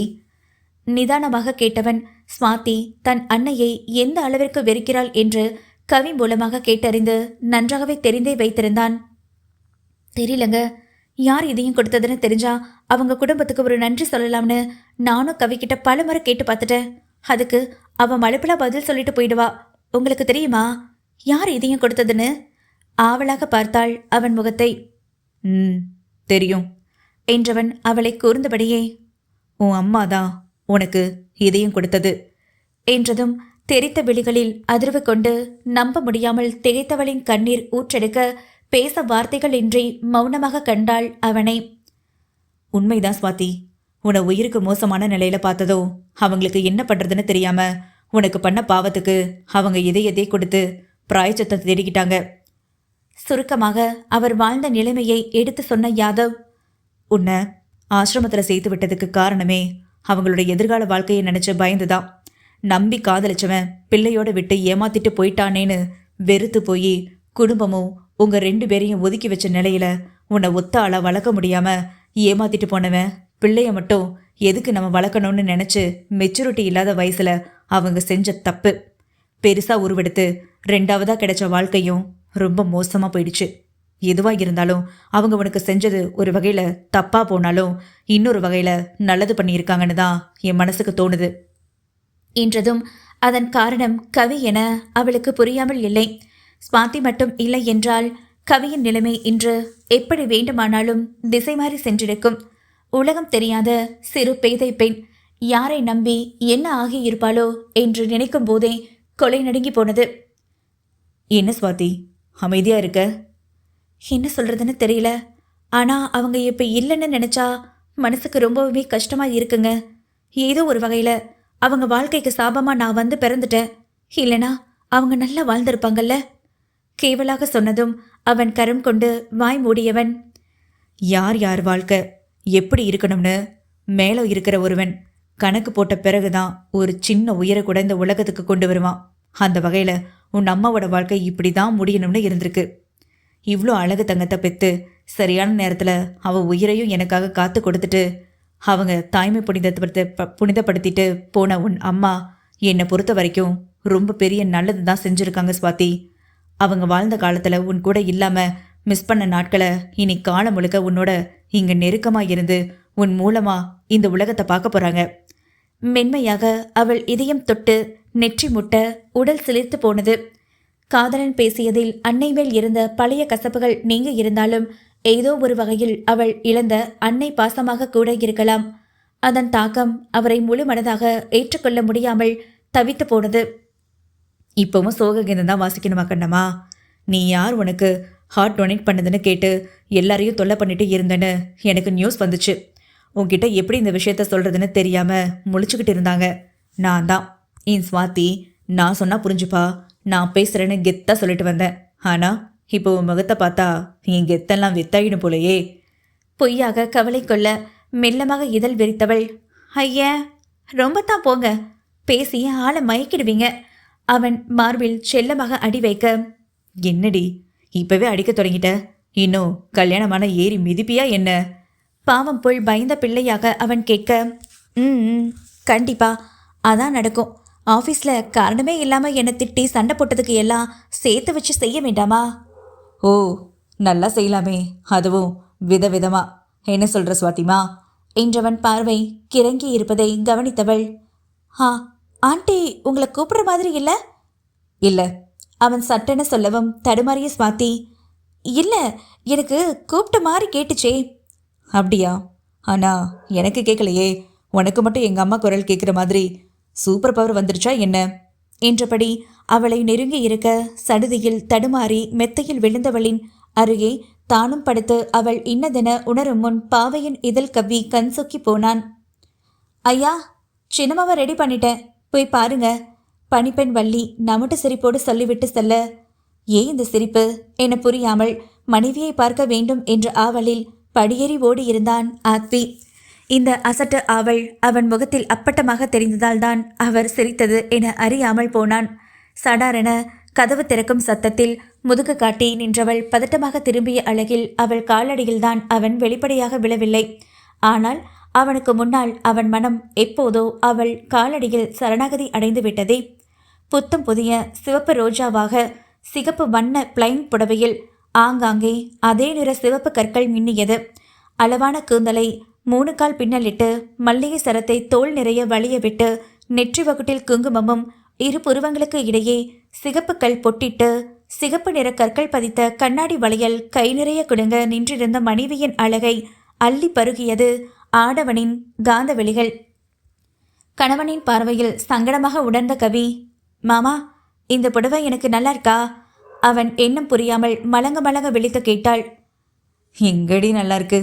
நான் எதிர்பார்த்து வந்தது தான் ஒன்றுத்தையுமே காணோமே. சப்பிட்டு சொன்னவன் கொஞ்சமும் வெளித்தெரியா வண்ணம் இழுத்து மறைத்திருந்த மனைவி இடை கண்டு பெருமூச்சு விட்டதை கவனிக்காத கவி, அப்போ நல்லா இல்லையா மாமா?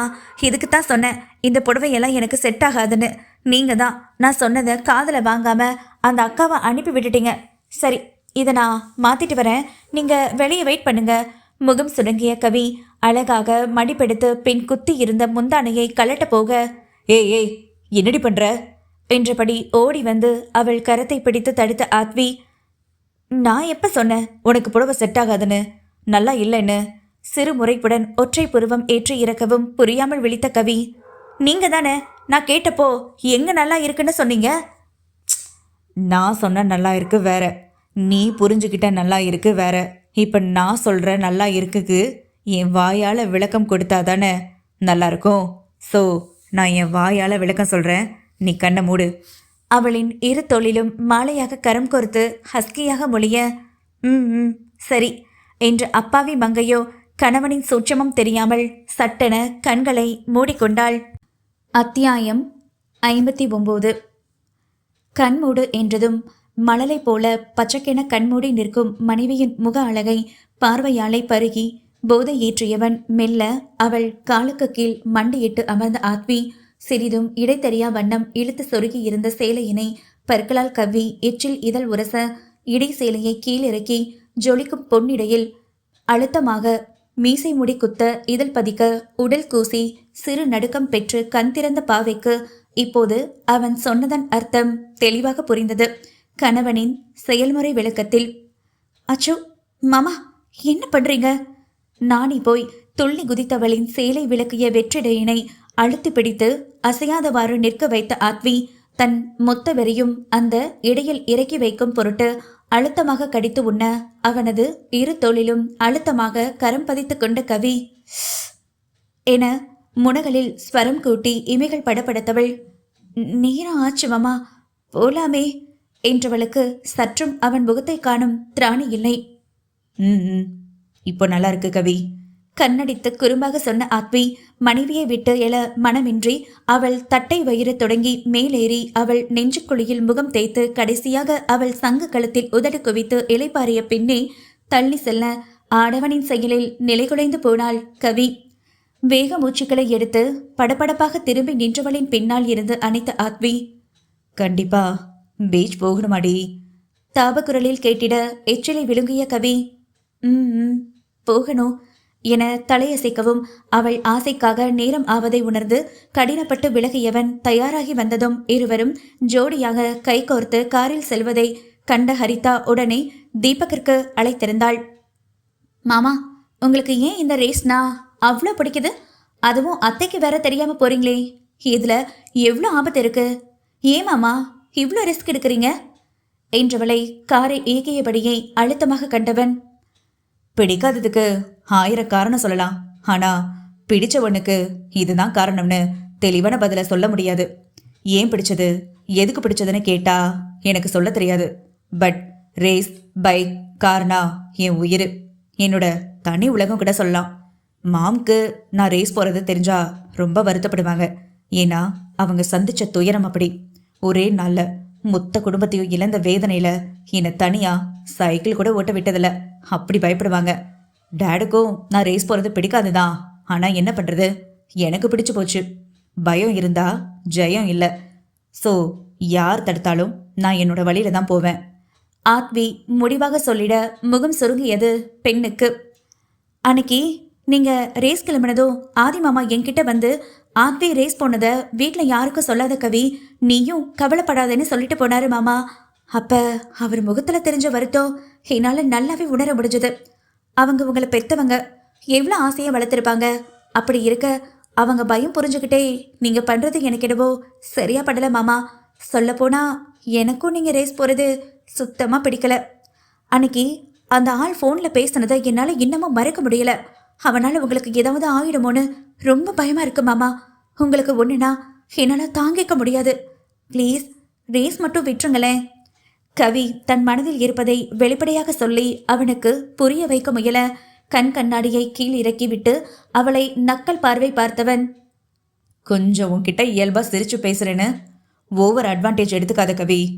யாருக்காகவும் எதுக்காகவும் என்னை நான் எப்பவும் மாத்திக்க மாட்டேன். உனக்காகவும் கூட.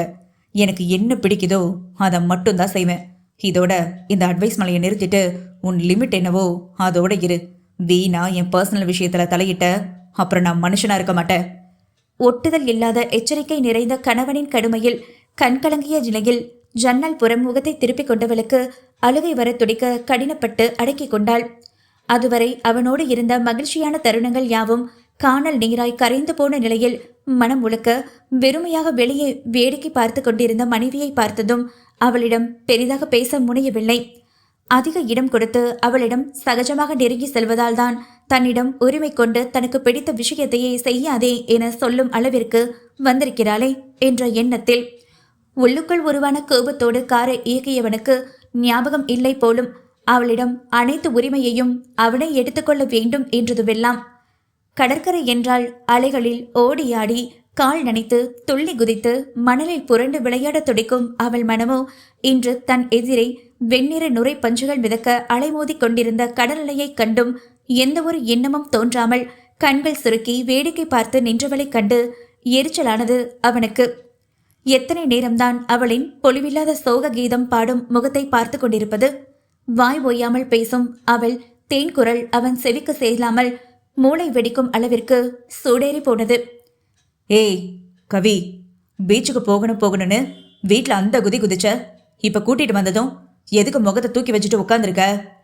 வந்த கோவத்தை அடக்கியபடி ஆத்வி பற்களை கடிக்க எங்கே அவள் காதில் விழுந்தது. அவன் மீதுள்ள கோபத்தில் செவிக்கருவியை எப்போதோ ஆஃப் செய்து வைத்து விட்டாளே. ஏய் உன்னதாண்டி, கேக்குதா இல்லையா? மீண்டும் கத்தியும் அவள் அசையாமல் இருப்பதைக் கண்டு சந்தேகமுற்றவனாக அவளை திருப்பிவிட்டு கருவியை ஆராய்ந்தவன் அது நிறுத்தி இருப்பதைக் கண்டு பிபி எகராத குறைதான். கொழுப்ப பாரு, இந்த கோவத்துக்கு ஒன்று குறைச்சல் இல்லடி உனக்கு. அவளை கடிந்தபடியே ஆன் செய்தவன், இங்க வந்தோ சண்டை போட்டு முகத்தை தூக்கி வச்சுக்கதான் என்னை கட்டாயப்படுத்தி இங்க கூட்டிட்டு வந்தியா? கடுப்பாக கேட்டதில் சலனமின்றி அவன் முகம் பார்த்த கவி, மன்னிச்சிடுங்க, இனிமே எங்கேயும் கூட்டிட்டு போக சொல்லி கேட்க மாட்டேன் மாமா, வாங்க வீட்டுக்கு போகலாம். வெறுமையாக உரைத்த மனைவியின் முகவாட்டம் கண்டு முரட்டு பையன் உள்ளம் தாங்குமா என்ன?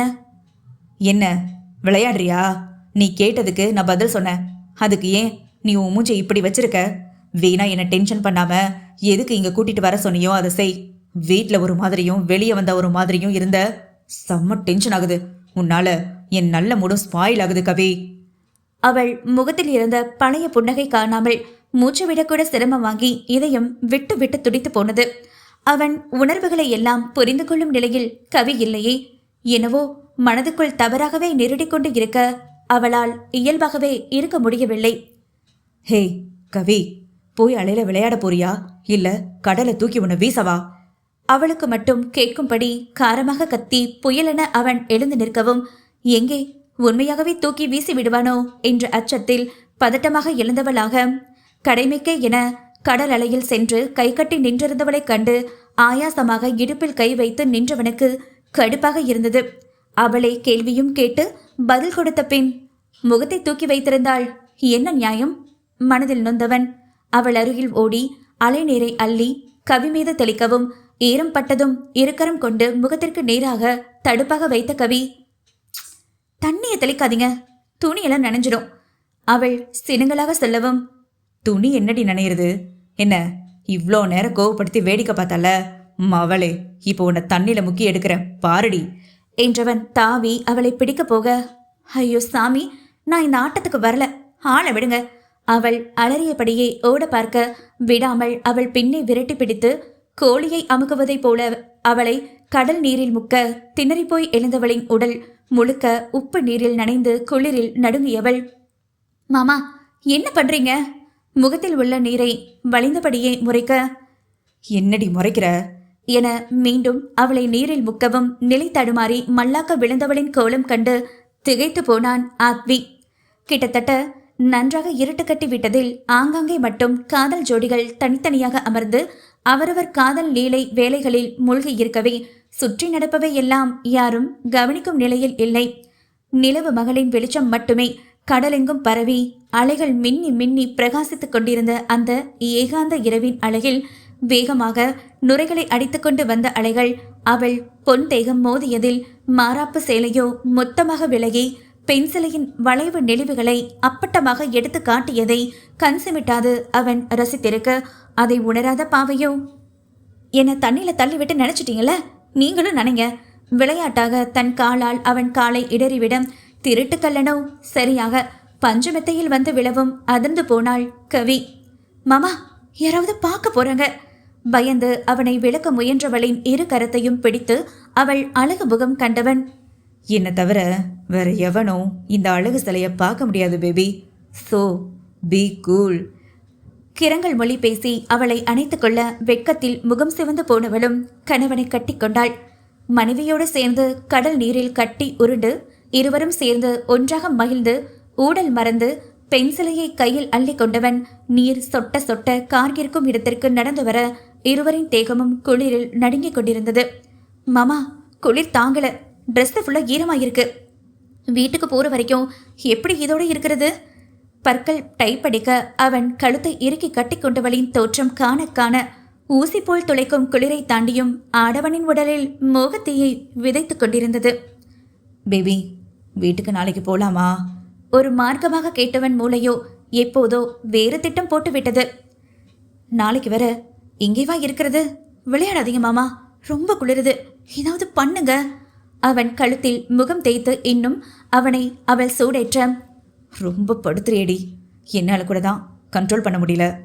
அவஸ்தையாக சொன்னவனது தாடை அவள் கன்னத்தை அழுத்தமாக உரசியது. ஏதாவது பண்ணுங்க மாமா, ரொம்ப குளிருது. குளிரில் நடுங்கி சொன்னதையே அவள் திரும்ப திரும்ப சொல்வதை கேட்டு மென்னகை புரிந்தவன், பண்ணதானே போறேன், ஆனா நீ தான் தாங்குவியான்னு தெரியலையே. குறுமாக மனதில் நினைத்தபடி கார் இருக்கும் திசைக்கு செல்லாமல் வேறு திசை பக்கம் திரும்பியவன் எதிரில் பிரபலமான பெரிய பீச் ரெசார்ட் இருந்தது.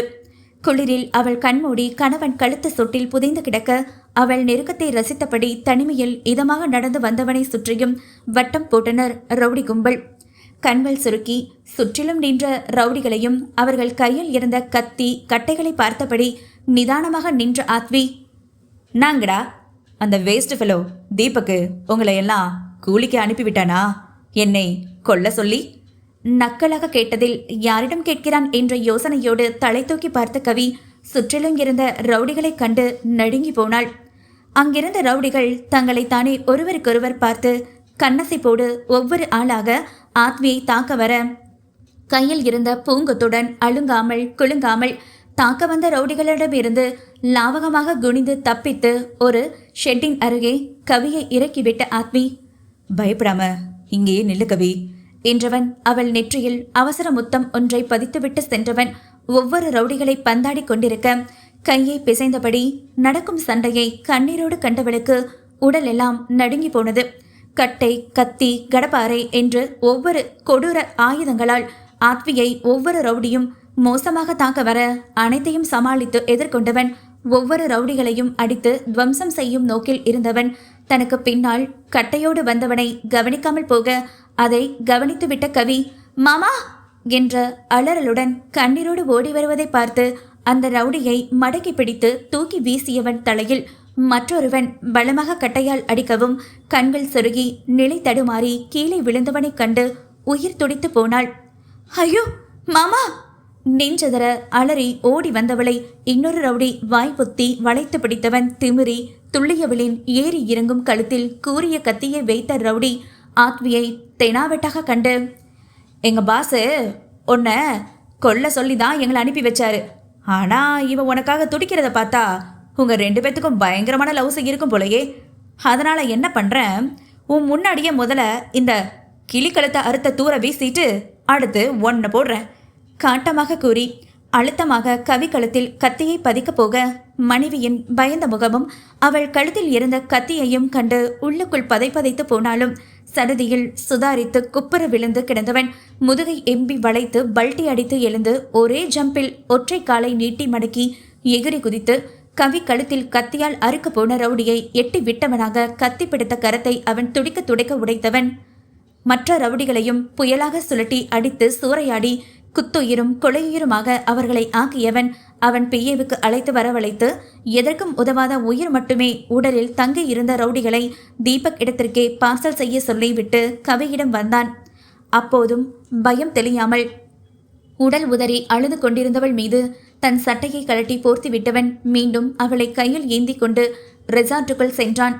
கடல் நீரில் விளையாடும் போதே புத்தி மாறிய கள்ள பூனை ஏற்கனவே அங்கு புக் செய்திருந்த விசாலமான லக்ஸரி அறைக்கே அவளை தூக்கி வந்திருந்தான். அத்தியாயம் 60. ஹேய் கவி, இன்னும் எவ்வளோ நேரம்டிய அழுவ? இங்கே பாரு, என்னை பாரு பேபிமா.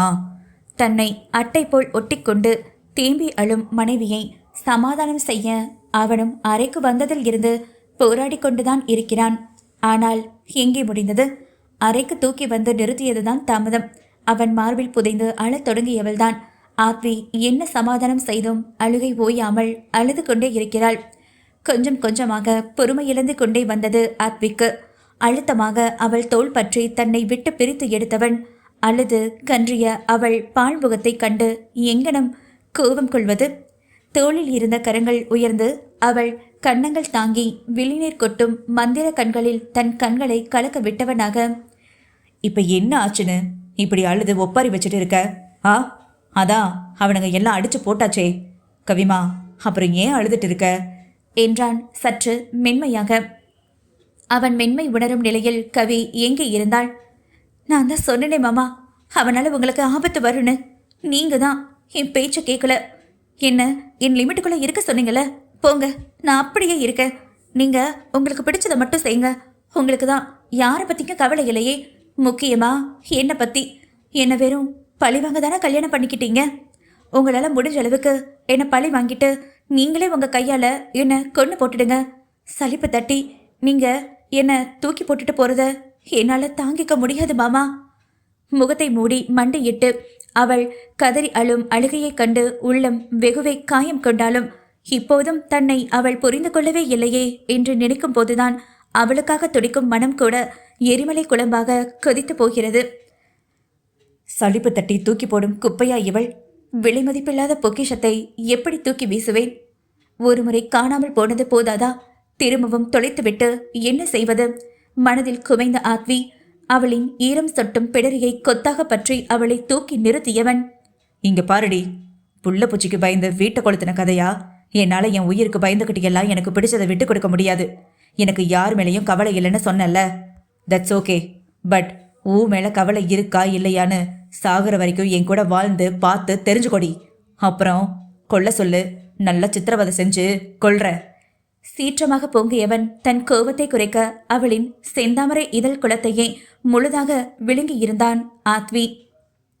இதயம் தடதடக்க உயிர் மூச்சை முரடனிடம் கொடுத்துவிட்டு கணவன் பேசிய வார்த்தைகளை மூளையில் ரிவைண்ட் செய்து பார்த்தும் பாதி புரிந்தும் புரியாத நிலையில் அப்பாவியாக அவன் முகம் பார்த்தவளின் அழகு வதனம் போதை சுகம் தந்தது ஆத்விக்கு. உன் உள்ளம் நான் காண என் ஆயுள் போதாது, என் அன்பை நான் சொல்ல உன் காலம் போதாது, என் காதல் இணை என்ன உன் நெஞ்சு காணாது, ஆனாலும் என் முத்தம் சொல்லாமல் போகாது, கொண்டாலும் கொன்றாலும் என் சொந்தம் நீதானே, நின்றாலும் சென்றாலும் உன் சொந்தம் நான் தானே, உன் வேட்கை பின்னாலே என் வாழ்க்கை வளையுமே.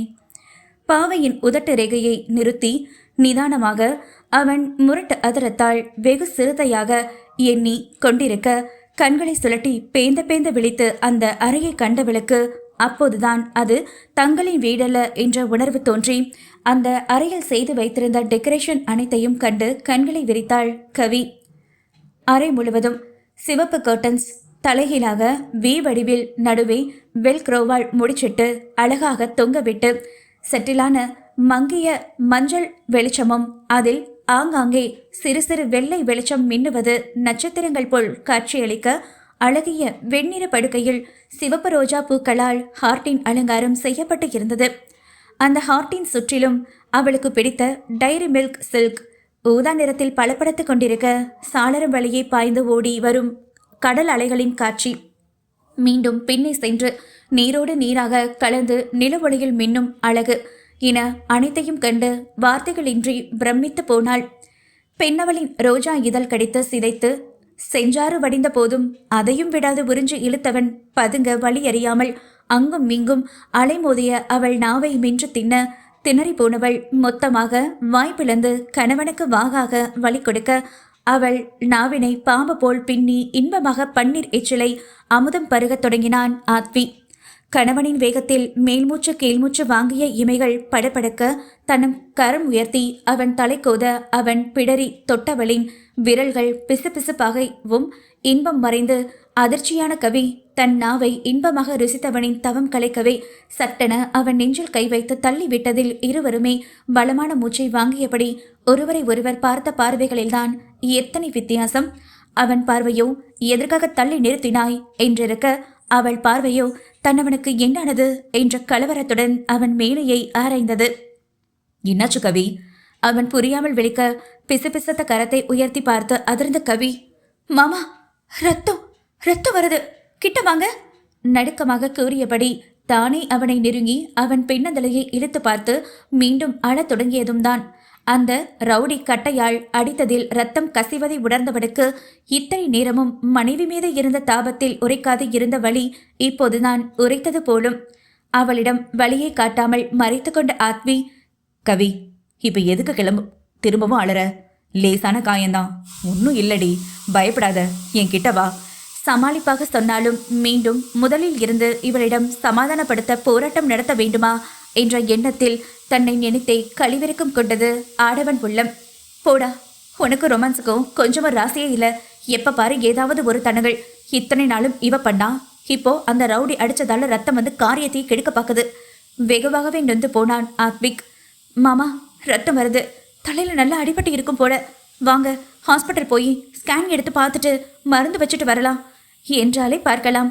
பலூனாக இதயம் வெடித்த உணர்வில் நெஞ்சில் கை வைத்து கொண்டவன், என்ன என்ன சொன்ன? திரும்ப சொல்லு. கால்கள் தள்ளாட அவன் கேட்ட விதத்தில் கவிக்கு சிரிப்பு வந்து விட்டது. ஏ மாமா, எனக்கு தான் காது கேட்காது, என் கூட சேர்ந்து உங்களுக்கும் கேட்காம போச்சா? கண்ணீரும் சிரிப்புமாக அவள் கேட்டிட, அப்படியே வச்சுக்கொடி. இன்னைக்கு நீ என்ன சொன்னாலும் என் காது கேட்காதுதான். அதனால இந்த அழுகாட்சி சீனை எல்லாம் விட்டுட்டு ஒழுங்கா வந்து உன்னால வாடி வதங்கி போயிருக்க என் சிப்ளிங்ஸ்க்கு உன் உடம்பால அணைச்சு திரும்ப புத்துணர்ச்சி கொள்ளுடி என்றவனின் முகம் வலியும் கண்கள் அவனது அடி வயிற்றை பார்வையால் சுட்டி காட்டியதோடு ஈரத்தில் நனைந்து எசக்க பிசக்காக கண்ட மேனிக்கு சேலை விலகி இருந்த பெண்மையின் வனப்பான அழகு அங்கங்களில் நிலைக்குத்தி இருப்பதையும் அவன் சொன்ன சிப்ளிங்கையும் தாமதமாகவே உணர்ந்து கொண்ட பாவை நாணத்தில் சிவந்து சட்டென திரும்பி நின்றவளின் பின்னழகில் மூர்ச்சையாகி நின்று விட்டான் ஆடவன். வீணை மீட்ட பரபரத்த கரத்தை அடக்க முடியாமல் அவள் பிட்டத்தை அழுத்தி பிடித்த பிடியில் நெஞ்சை நிமிர்த்தி ஹக் எனும் சத்தத்தோடு அதிர்ந்து பின் கீழ் உதட்டை அழுத்தமாக கடித்து கொண்டவளுக்கு அவஸ்தையாகி போனது. ஆடனின் உரிமை துள்ளும் எல்லை மீறும் தீண்டலில், மாமா கையை எடுங்க. உண்மையில் அவள் சத்தம் வெளிவரவே இல்லை. அவன் கடித்து தின்ற குருதி கசியும் இதழ் மட்டும் தவிப்பாக குருவி வாய் போன்று திறந்து திறந்து மூடும் அழகை எதிரே இருந்த ஆளுயர நிலை கண்ணாடியினுடைய கண்டு கிறங்கியவன் பின்னழகை இதமாக வருடிக்கொண்டே அவளது இடையில் கரம் பதிக்கவும் அவன் ஐஸ்கரம் பட்டு உடல் உதறி போனது. அசைய முடியாமல் தவிப்பாக நின்ற நங்கையின் மென்மையான பூப்பந்தின் மீது மெல்ல உயர்த்தி ஆண்கரம் பதிக்க மூச்சுக்கே முதலாகி விட்டது. அழுத்தமாக பற்றி ரப்பர் பந்து போன்று பிசைந்து விளையாடும் விளையாட்டில் அவள் பின்புறம் மொத்தமும் ஆடவனின் இரும்பு மேனியில் அட்டை போல் ஒட்டி இருக்க பாவையின் படமெடுக்கும் கொங்கையின் அழகை சக்கை பிழிந்து எடுத்தது மன்மதனின் வலிய கரங்கள். அவன் கொடுக்கும் ஒவ்வொரு அழுத்தத்திற்கும் வேக மூச்செடுத்து ஹம் என ஈனஸ்வரத்தில் முனகி நிலை குலைந்து போனவளின் ஞாபகத்தில் மின்னல் வெட்டுவது போன்று மீண்டும் அவன் காயம் ஞாபகம் வந்ததும் மாங்கனி பறித்து கொண்டிருந்த அவன் கரத்தை தட்டிவிட்டு சட்டென அவனுக்கு முன்னால் திரும்பியவளாக, முதல்ல காயத்துக்கு மருந்து வச்சதுக்கு அப்புறம்தான் இதெல்லாம். ரிசப்ஷனுக்கு ஃபோன் பண்ணி ஃபர்ஸ்ட் எய்டு கொண்டு வர சொல்லுங்க. வெக்கம் மறைக்க சிறுமுறை போடு அவள் சொல்லவும் கையில் இருந்த சாக்லேட்டை பிடுங்கிய பரிதாபப்பட்ட சிறுவனாக முகத்தை வைத்து கொண்டவன், பேபிமா ஏண்டி என் அவஸ்தை புரியாம இப்படி அடம் பண்ற? முதல்ல இது, அப்புறம் அது. எப்படி என் ஐடியா? மீண்டும் அவளிடம் நெருங்க, கொஞ்சம் கூட நல்லா இல்லை உங்க ஐடியா. இப்ப ஃபோன் பண்றீங்களா இல்லையா? இடையில் கை வைத்து மூக்கு சிவக்க அவள் மிரட்டல் விடுக்க, என்னடி என்னையவே மிரட்டுற? நான் ஆன்டி ஹீரோ. நியாயப்படி பார்த்தா நான் தான் உன்னை மிரட்டணும். ஆனா இங்க எல்லாம் தலைகளா நடக்குதேடி. உதடு பிதுக்கி பாவமாக கூறியதில் கழுக்கென சிரித்து விட்டாள் கவி. சலங்கை ஒளி போல கலகலவென சிரிக்கும் அவள் அழகை அவன் ரசிக்க, இந்த எபிசோடு மட்டும் நீங்க ரொமான்டிக் ஹீரோ மாமா. எதுவா இருந்தாலும் இந்த கவி மனசு வச்சாதான் நடக்கும். அதனால ஒழுங்கா நான் சொல்றத கேட்டு நடங்க, இல்லைன்னா வீட்டுக்கு நடைய கட்டுங்க. கரார் பேர் வழியாக சொன்னதை கேட்டு பொய்யாக முகம் சுளித்த ஆத்வி, எல்லாம் என் நேரண்டி, இதுக்கெல்லாம் சேர்த்து வச்சு உன்னை அலற விடல எனும் போதே, டேய் மூடிட்டு ஃபோன் போடுடா, சும்மா வளன்னு பேசிக்கிட்டு திமிராக குறுக்கிட்டு பதில் கூறியவளை சிறு அதிர்வோடு கண்டு, இன்னைக்கு அந்த வாய் என்ன பாடுபட போகுதோ இருக்குடி. மனதில் செல்லமாக கருவி நமட்டு சிரிப்போடு ரிசப்ஷனுக்கு அழைத்து முதலுதவி பெட்டியை எடுத்து வர கூறியிருந்தான். என்ன மாமா, இது இவ்வளவு பெரிய காயமா இருக்கு, ரொம்ப வலிக்குதா என்ன? காயத்திற்கு பக்குவமாக மருந்திட்டு கொண்டிருந்தவளை விழி நிறைய காதலோடு கண்டவன், என்னை ஏன் அரு உனக்கு இந்த அளவுக்கு பிடிக்குது? அப்படி நான் உனக்கு என்ன பண்ணிட்டேன்? ஒட்டுமொத்த குடும்பம், உன் அம்மா அப்பா இப்படி எல்லாரையுமே மறந்து போன நீ என்ன மட்டும் எப்படிடி ஞாபகம் வச்சிருந்து கனவுலையே உயிருக்கு உயிரா விரும்பிட்டு இருந்த? அவன் தலையில் உள்ள கட்டிட்ட காயத்தை கவலையாக பார்த்து கொண்டிருந்தவள் சலனமின்றி ஆத்வி கேட்ட கேள்வியில் விழி விரித்தவளாக, அப்போ நான் யாருன்னு உங்களுக்கு தெரியுமா? ஆச்சரியம் குறையாமல் கேட்டவளை கண்டு ஆம் என மெல்ல தலையசைத்த ஆத்வி, கேட்ட கேள்விக்கு பதில் சொல்லடி. என்னை மட்டும் உனக்கு எப்படி ஞாபகம் இருக்கு? சின்ன வயசுல கூட உன்னை பார்க்கும்போதெல்லாம் அடிச்சு முறைச்சிட்டு தானே போவேன் என்றவனுக்கு சிறு நப்பாசை. கவி பழைய நினைவுகள் இல்லை என்றது பொய்யாக இருக்கக்கூடாதா என்றதில். ஆனால் அப்படி ஒன்று சாத்தியம் இல்லை என்றுதான் தெளிவாக தெரியுமே. இனி எப்போதும் அவளின் பழைய நினைவுகள் திரும்ப கிடைக்காது என்று மருத்துவரை அணுகி தெரிந்தே வைத்திருந்தான். தெரியலையே மாமா, திடீர்னு இப்படி கேட்டீங்கன்னா எப்படி சொல்றது? எப்பவும் கனவுல மங்கலான உருவமா வருவீங்க, என்கிட்ட பாசமா பேசுவீங்க. எனக்கு ஒரு பிரச்சனைனா ஆறுதல் சொல்லி உங்க மடியில படுக்க வச்சு அன்பா தலைவரடி கொடுப்பீங்க. நான் சிரிச்சா நீங்களும் சிரிப்பீங்க, நான் அழுதா ஏதாவது சொல்லி சிரிக்க வைப்பீங்க. இப்படி அடுக்கிக்கிட்டே போகலாம். அடிக்கடி ஒரு கனவுக்குள்ள இன்னொரு கனவு கண்டு பயந்து நடுங்கி போயிடுவேன். ஒரு இருட்டு அறையில தனியா மாட்டிக்கிட்டு வெளியே போக முடியாம திண்டாடுறேன். வெளிப்பக்கம் யாரோ கதவை பூட்டினதுனால பயத்துல மூச்சு விடக்கூட முடியாத அளவுக்கு கண்ணெல்லாம் சொருகி மயங்கி விழுந்த என்ன உங்க மடிதான் வந்து ஒவ்வொரு முறையும் தாங்கும். என் பேர் சொல்லி அழைக்கிற பதட்டமான உங்க குரல். உன் மாமா வந்துட்டேன்டி, கண்ணை திறந்து பாரு, எனக்கு பயமா இருக்கு நரு.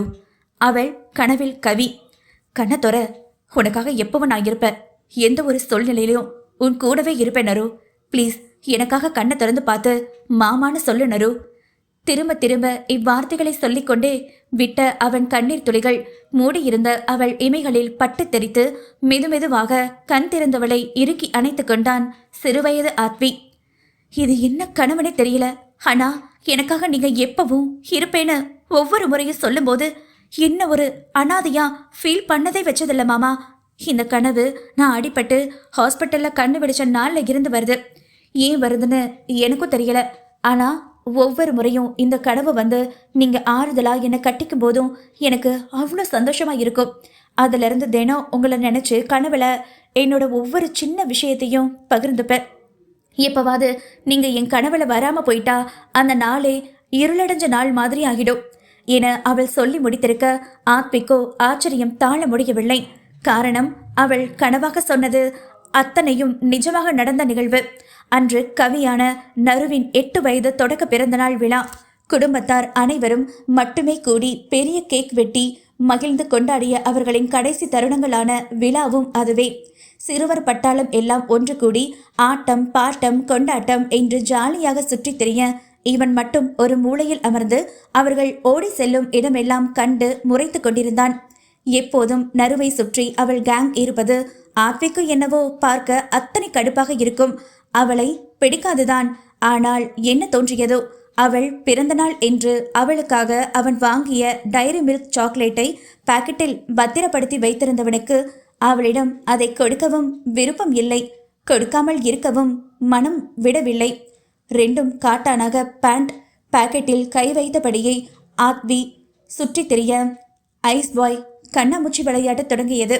யாதவ் கண்ணை பொத்தி 1 2 3 4 5 50 வரை எண்ணிக்கொண்டிருக்க மற்ற சிறுவர்கள் யாவரும் ஓடி சென்று ஒளிந்து கொள்ள இடம் தேடி ஆளுக்கு ஒரு பாதுகாப்பான இடங்களில் ஒளிந்து கொள்ளவும் கடைசியாக ஓடிய நரு ஸ்டோரும் ஓடவும் என்ன தோன்றியதோ ஆத்வியும் அவள் பின்னே சென்று விட்டான். நரு பார்க்காதவாறு வெளியே வெகு நேரமாக அனைவரையும் தேடி சுற்றிய யாதவ்க்கு யாரும் கிடைக்காமல் போக ஸ்டோரும் பக்கம் வந்தவன் செவியில் கவியின் கொலுசொலி கேட்டிட விளையாட்டு பையன் வெகு நேரமாகவே தன்னை தேடவிட்டு அலைய வைத்ததற்காக கொஞ்ச நேரம் உள்ளே இருக்கட்டும், மற்றவர்களையும் கண்டுபிடித்து விட்டு திறந்து விடலாம் என நினைத்து வெளியே இருந்து கதவை தாளிட்டு சென்று விட்டான்.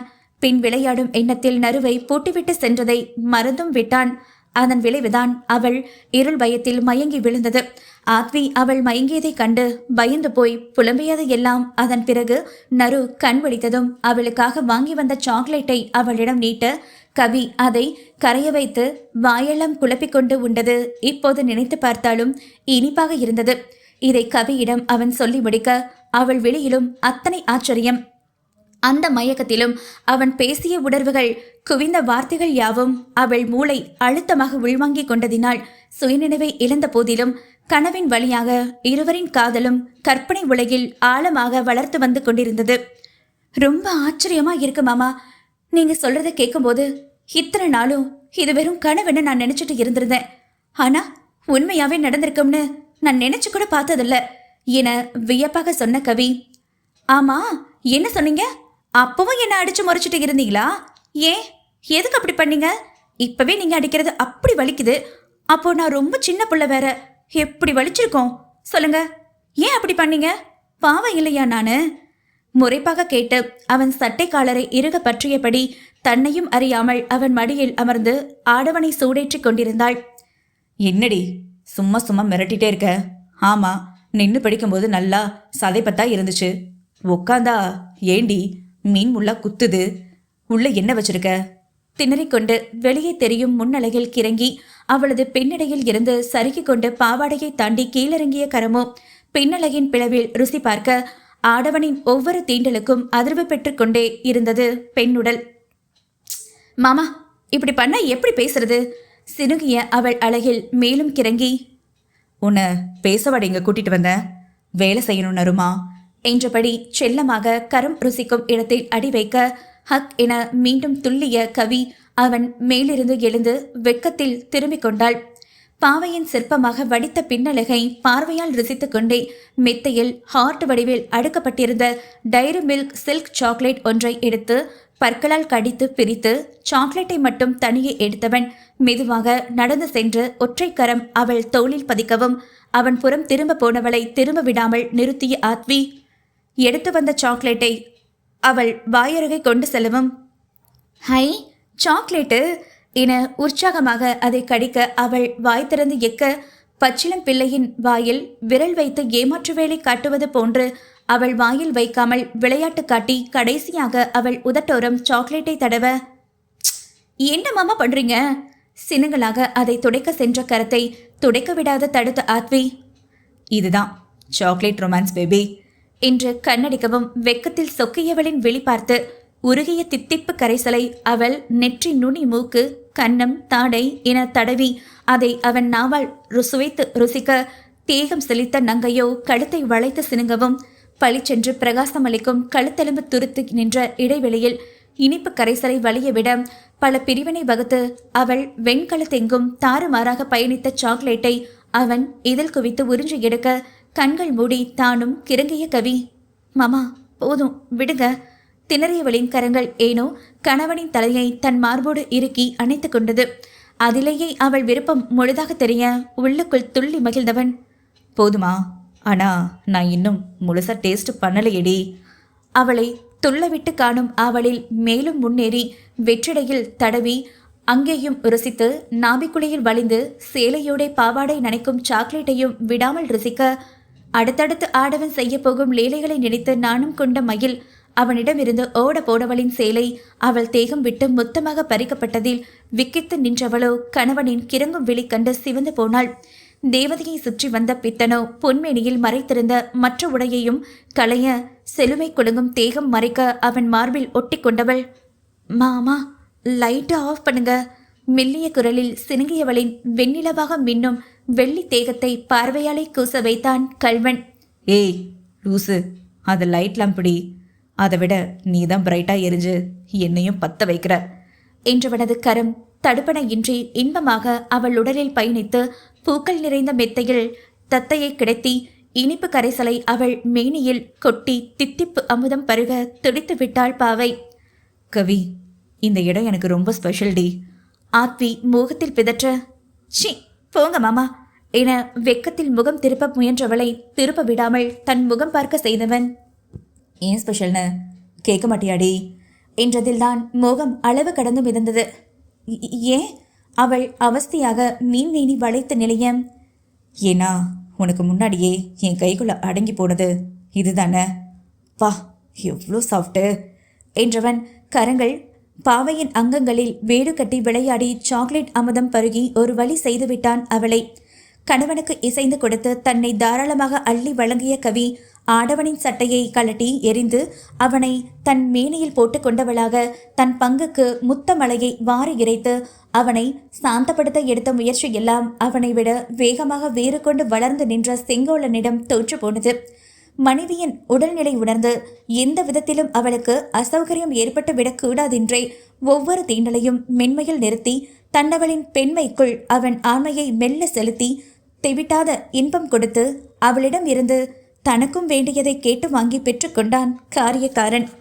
கண்ணியர்களின் விரதம் கழித்து தன் உயிர் நீரை அவளுள் பாய்ச்சி பாவையின் மடியில் தஞ்சம் புகுந்து இரவு முழுவதும் அழகு பதுமையை கொஞ்சி தீர்த்தவன் மீண்டும் மீண்டும் தாப போதை அதிகரித்து அவள் சம்மதம் அறிந்து நங்கையின் இனிப்பு உடலை எறும்பாக மொய்க்க தொடங்கி இருந்தான் ஆத்வி. இனிய இல்லறம் இனிதே தொடங்கியது முடிவில்லா தித்திப்பு இல்லறமாக.